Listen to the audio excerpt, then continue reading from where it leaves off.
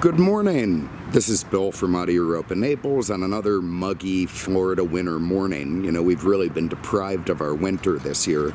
We have a high of about 86 today, which absolutely sucks. In a week, we're supposed to get stuff in the 70s, but 86 is just, oh my God, it's ridiculous. And if it's that bad in March, I can only imagine what July is going to be like. But anyway, I have today this 2003 Mercedes-Benz S55 AMG. And when I see it, when I look at it, it makes me think of what I think of the most when I think of Germany. And that is, 27-letter words with a shortage of vowels that are really hard to pronounce. Secondary to that, I think of big, bad Q-ship Autobahn burners like this one. But anyway, I digress. This is, again, an 03 S55 AMG. AMG is a very fascinating division of Mercedes, but wasn't always so. In fact, it was started by a couple of rogue engineers back in the 60s who were working for Mercedes in their motorsports division, and very quickly after they started working on the motorsports division, Mercedes-Benz did away with the motorsports division, so no motor racing at all. These guys were devastated. They, moved the engine development into their own houses, and eventually one of them convinced the other to start a company called AMG, and what that stands for is the last names of the two guys and the city they're from. That's Arfrecht, Melcher, Grossespack. So that is what AMG stands for. They came out with their first true car in the early 70s. It was called the Red Sow. It was a big 300 SEL. They bumped it up to 6.8 liters. They made it into a full-on Le Mans style race car. Took it out to Spa, the 24-hour race there, and placed second overall, which was absolutely incredible and made a huge name for the company. I mean, it was the equivalent of like your grandfather winning the Daytona 500 in a town car. It's just something that didn't happen. So very instantly, there was a big market for AMG prepped cars. The company started to grow. They started to add employees. They moved to a dedicated space. By the time the 80s roll around, they had a whole lineup of stuff that you could buy for your Benzes, but again, not officially a Mercedes product. But you could get those AMG Penta wheels, which actually weren't. Penta was a company making wheels in England, which looked like them, but they weren't the real AMG wheels. But anyway, they call them Penta wheels. And if you watched Miami Vice as a kid like I did, or even an adult, you remember those big 126 sedans with all the body skirts and the wheels and crazy colors. They'd pull up somewhere and a guy in a silk shirt would get out and start oozing everybody to death. And that was truly my introduction to AMG, and man, did it stick with me. And I, have such a soft spot in my heart for it. This is based on a W220 platform Mercedes sedan. This is the S-Class that followed the very controversial 140 and was in many ways an answer to the 140's sort of overcomplicated, boxy look. It was designed to be more futuristic, more modern, a little bit smaller on the outside, while it was a bit bigger on the inside, and a lot less complicated, despite using a lot of modern contrivances, which of course Mercedes S-Classes are famous for. By the time this car was made, Mercedes owned most of AMG. A couple years later, they got the full amount, the whole amount of shares, and the rest is history. The 220 is not the first in my list of favorite S-Classes. It's a good-looking car, and it is, of course, more reliable than the 140 car because it is simplified. But I don't know, it's just sort of the, forgotten generation. I think it was 2000 to 06. And, I've never really warmed to it. That said, if I was going to own one, it would be this particular version. I guess you could get into the 12 cylinders. They did make a naturally aspirated 600 model and then an insane AMG 65. So if you really want to, ruin your checkbook and have incredible maintenance costs, go for one of those. But what a machine. Mercedes-Benz very correctly determined that even if you're kind of an older guy, you've made it in life, you're a CEO or CFO, you have to drive something that's you know, cultured and proper and says that you made it without screaming it, that they still would want, you know, very performance-oriented stuff like big wheels, big brakes, supercharged engines, you know, 155-mile-an-hour governed top speeds. BMW didn't make that call, and Mercedes did. And this was the one car, the one area where Mercedes really handed it to BMW. There was nothing in the 7 lineup back then that came close to this particular car. It's a screw-type blower, a Lyshome blower, 493 horsepower, 516 foot-pounds of torque, 0 to 60 in 4.5, 4.6-ish, the same as a 911 essentially, and a very quick, 13-second quarter mile time, and all that in a car that weighs almost 5,000 pounds, and, you know, looks like the Queen Mary going down the road, so pretty impressive stuff.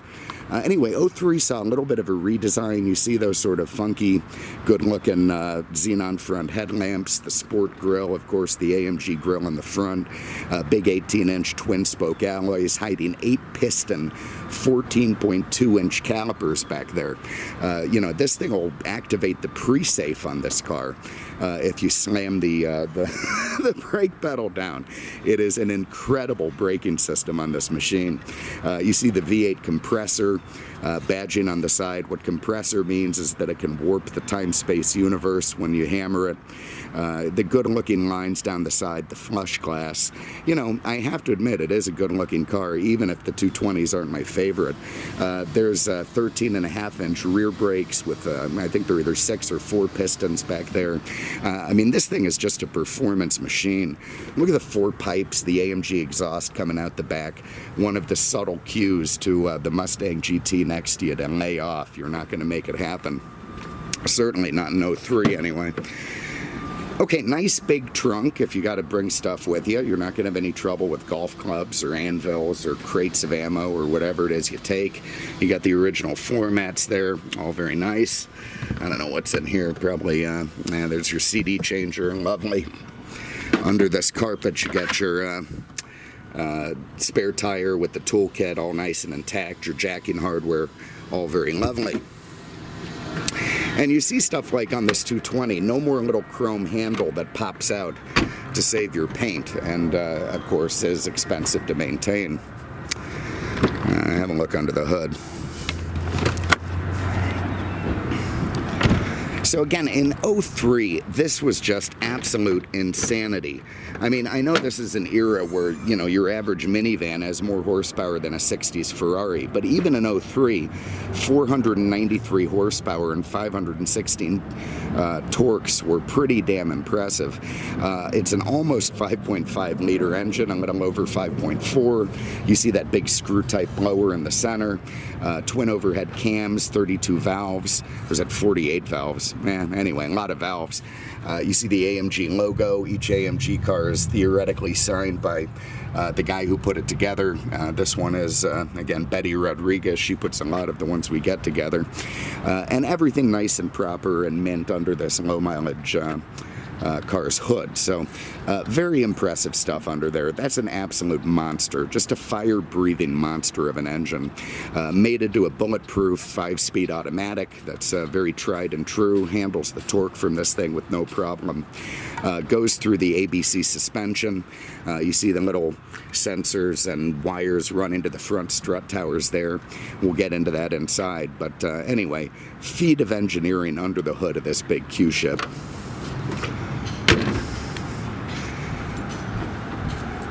Okay, every one of these cars that came to the United States, look at that, the headrest is in the freak position. It drives me insane. I don't know what it is, and some German will have to explain this to me someday, why Mercedes always wants to default to the headrests up high. Hate it. You move the seat forward, they go up. You move it back, they go up. It's just not intuitive. Anyway, this is a long wheelbase version. They did send a couple of short ones over. I think the S350 was a short wheelbase. Be very interesting to know what an S55 would have done in the short wheelbase form. Anyway, beautiful perforated leather, absolutely lovely, very nice and soft, Napa style. You get a little center armrest there to put your 45, a couple of pens, a notepad. You got your headrest in the back and a screen that you can pop up. You got some wood for the rear passengers so they know it's a Mercedes. You have rear side airbags with behind this lovely bunched leather, the wood, these real complicated looking ashtrays, your power windows of course, and you know, everything nice and simple. You can tell it's not of the same I don't want to say quality because that's not entirely fair. It's very high quality, but it does not have the engineering of the door panel in the 140 car. Of course, it also doesn't have the maintenance of the door panel in the 140 car, but you can definitely tell that they lightened and changed the way these cars were put together with this model. This does have soft closed doors like the 140, so just get them close and they suck in. I believe that's working on all four. Let's check it. Well, we got two down.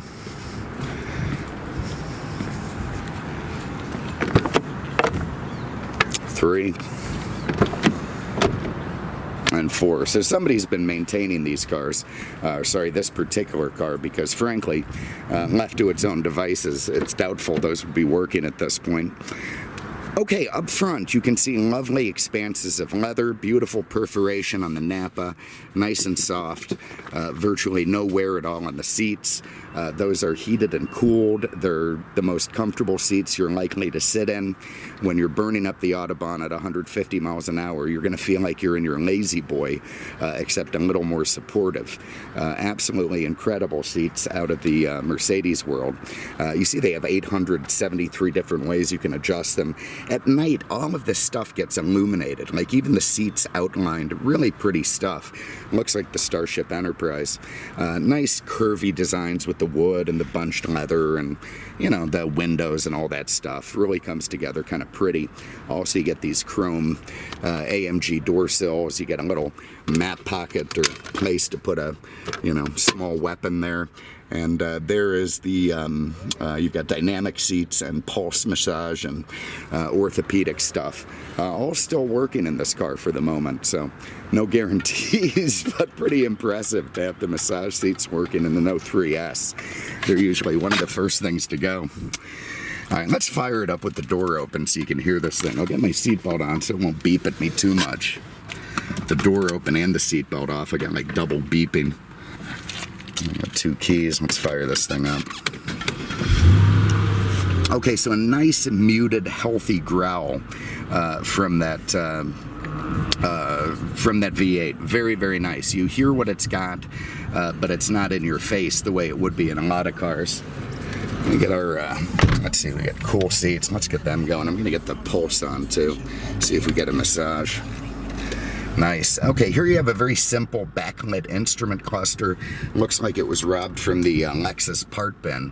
And Lexus is the one that started this whole from, you know, dead black to backlit show up when you start it up thing, and Mercedes grabbed it. So kudos to Lexus for paving the way on that one.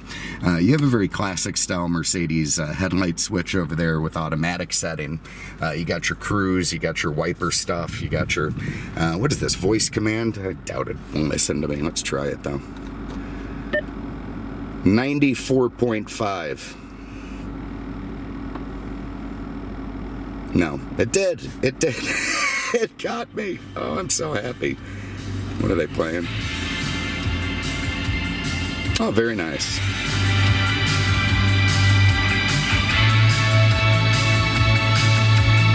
Anyway, won't go into that. What is that again? That is, heard it on the, oh yeah, the flock of seagulls. Great stuff.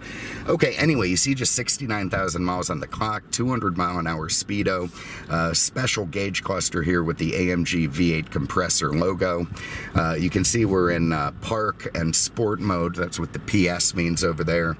We've got 72 degrees happening and everything nice. On the steering wheel, you see a minus here and a plus here. It's got little paddle shifters, kind of an early variety that didn't have, you know, giant things that you could see. But if you put your hands on the 10 and 2, you'll be able to bang your way through the gears. You also have buttons that'll work all the driver information stuff, so no phone connected, navi, no malfunctions, all very nice stuff. Over here we've got a row of buttons that controls things. You've got your sunscreen, you can put it down. ABC Sport, I'm going to turn that on. Now what that is the active body control suspension, and it is a way to make this 4,800 pound, you know, beast feel like a 3,000 pound beast on the racetrack. What it does is infinitely adjust the strut rates. It takes the place of sway bars and coilovers, that sort of thing. So if you're taking a hard right corner, it pumps up the left. If you're taking a hard left, it pumps up the right. If you're slamming on the brakes, it pumps up the front and does its very best to keep the car entirely level at all times. It's a fantastic system. You can also use it to raise and lower the car. You see vehicle rising. So if for any reason you need extra ground clearance, press it once for a little, twice for a lot. Let me hop out so you can see it now. We're going to look like Gravedigger or Bigfoot.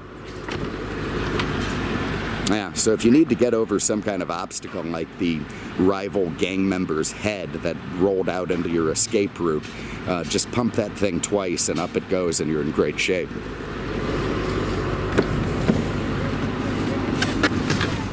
Let's get that back down because I do not like lifted cars. I've always been a fan of lowered cars.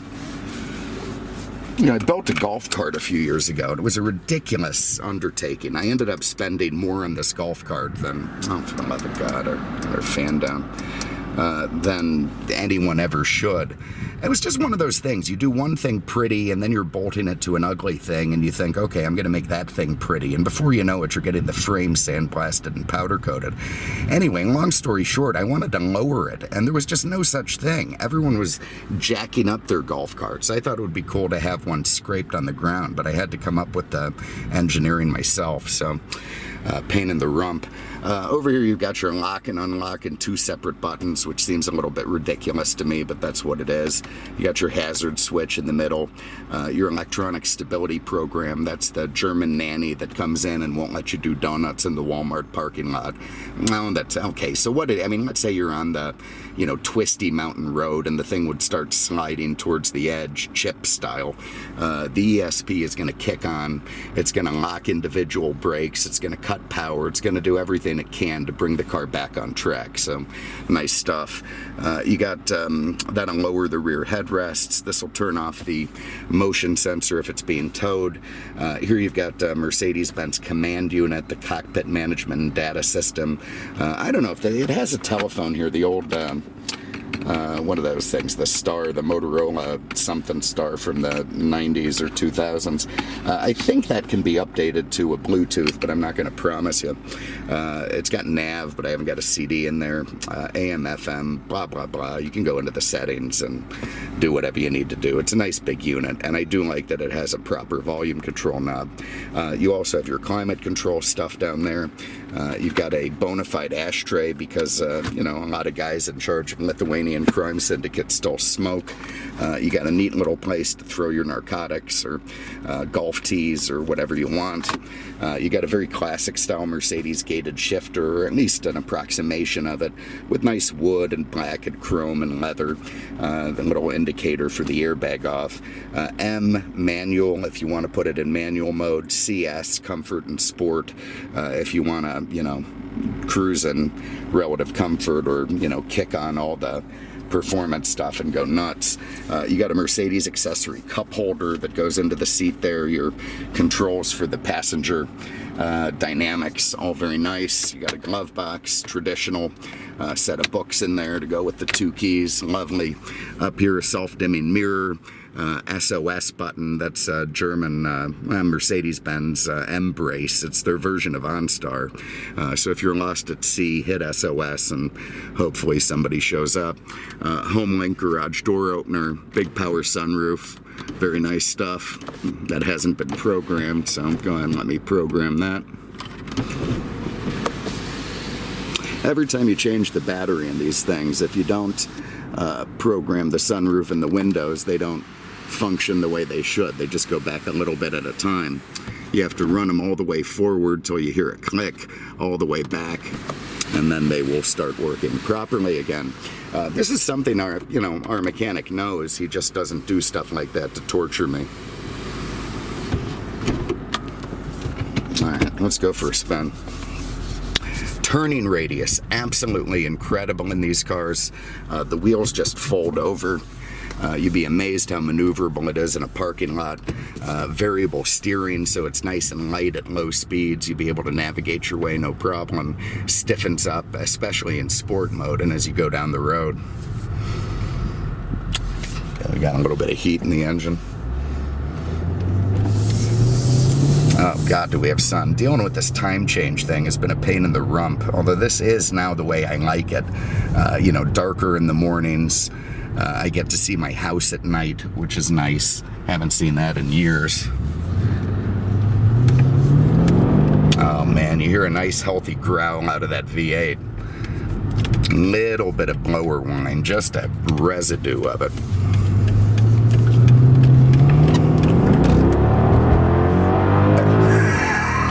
6,200 pulling. There is 4.5 to 60, 13-second quarter mile. This thing is bad to the bone. Not your standard S-Class, and certainly not your granddad's car. Man, it just pushes you back in the seat. That speedo would continue all the way up to 155 miles an hour, where it's governed.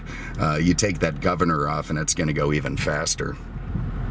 So look, I could go into manual mode and start shifting and start acting like a hooligan, but I'm not. I mean, that really, to me, isn't really the point of the S. And I don't think most of the guys who bought these cars were tracking them or, driving them insane.